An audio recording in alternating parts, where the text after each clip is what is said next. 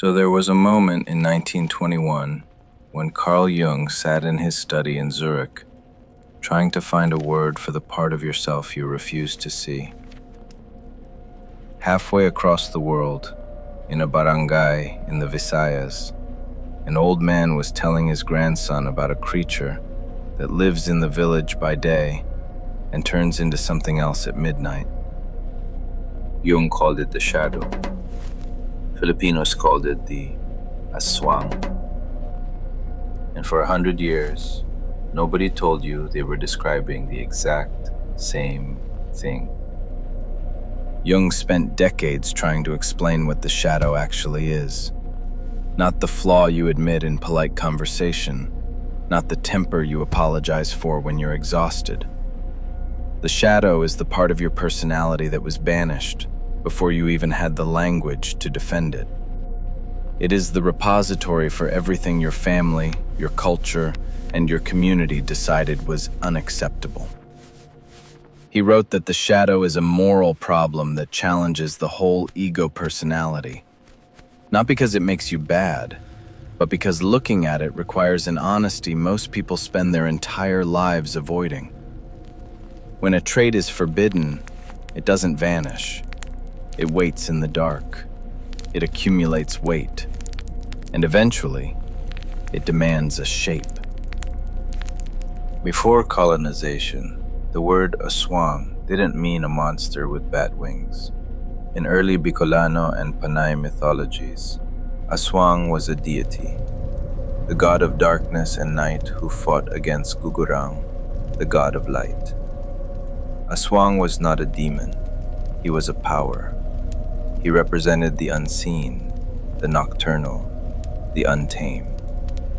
But when a culture undergoes colonization, its gods are demoted. What was once sacred darkness gets cast into the dirt, relabeled as evil, and turned into something to be feared. When you hear the word Aswang today, you probably think of a single movie monster. But Dr. Maximo Ramos, the scholar who mapped Philippine lower mythology, proved that the Aswang is not one creature. It is a cluster of 5 distinct types, 5 different faces for 5 distinct modes of shadow projection. First is the bloodsucker, disguised as a beautiful maiden who drains you night after night. This is projected desire and slow depletion, the thing you crave that secretly empties you. Second is the viscera sucker, the creature that severs its lower body at midnight to feed on the sick and the unborn. This is projected bodily dread, the fear that your own vulnerability will be exploited from the inside. Third is the werebeast, the neighbor who turns into a wild dog at midnight. This is projected distrust of the familiar, the terrifying realization that the people closest to you carry an animal they hide from the sun. Fourth is the witch, who inflicts illness with an innocent look, intruding foreign objects into the victim's body. This is projected helplessness, the feeling that you are being punished by forces you cannot see or reason with. And fifth is the ghoul, the creature that feeds on corpses and hears the groans of the dying over great distances.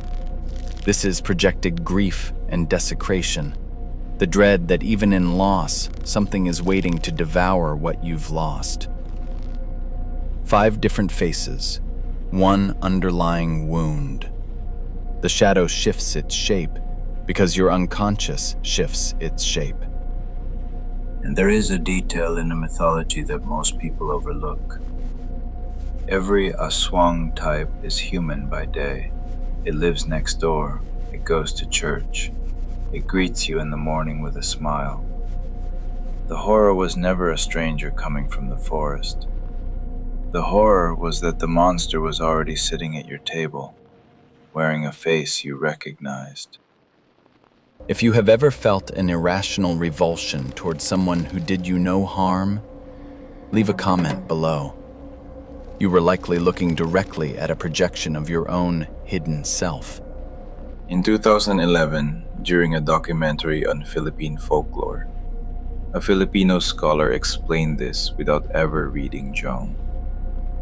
He said that the Aswang is actually all the evil, bad things a society wants to deny and is hiding inside its closet. Because that dark side is hidden, it has to be personified into something so the town can strike at it and feel clean again. That statement is Carl Jung's theory of shadow projection, spoken in the vernacular of a Filipino village. Every time you deny a boundary, suppress your truth, or wear a mask of compliance to keep the peace, you create a shadow. And whatever you refuse to integrate in yourself, you will eventually project onto someone else and call evil. Jung warned that until you make the unconscious conscious, it will direct your life and you will call it fate. The ancient Filipinos gave that fate a name and the shape, so they could at least see it coming in the night. The shadow has a Filipino name. It always did. Like and subscribe if this opened a space in your thinking. This conversation with the shadow is only beginning.